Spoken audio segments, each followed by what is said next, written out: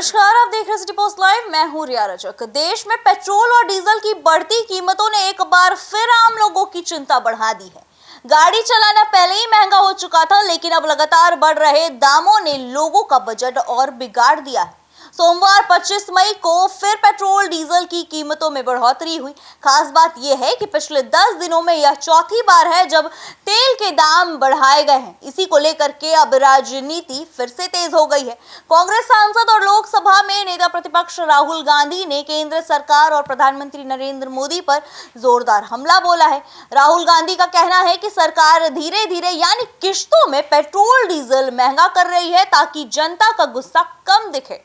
जी हाँ, उन्होंने आरोप लगाया कि चुनाव खत्म होते ही तेल की कीमतें बढ़नी शुरू हो गई। राहुल गांधी ने सोशल मीडिया प्लेटफॉर्म एक्स पर पोस्ट करते हुए लिखा कि महंगाई मानव मोदी फिर सक्रिय हो गए हैं।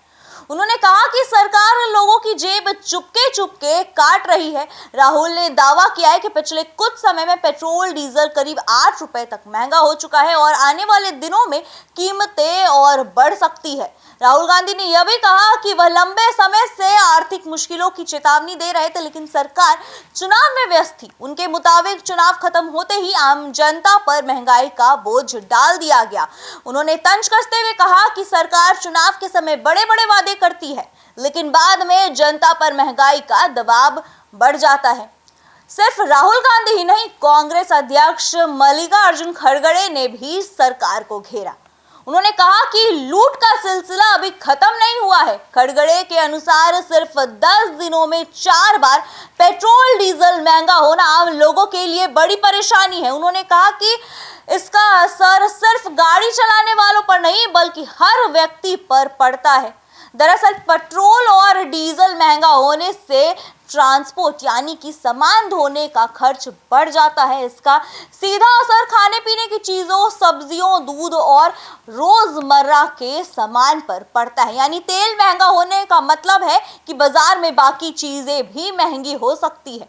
खड़गे ने यूपीए सरकार का उदाहरण देते हुए कहा कि 2004 से 2014 के बीच अंतर्राष्ट्रीय बाजार में कच्चे तेल की कीमतें काफी ज्यादा थी, फिर भी उस समय पेट्रोल डीजल के दाम नियंत्रण में थे।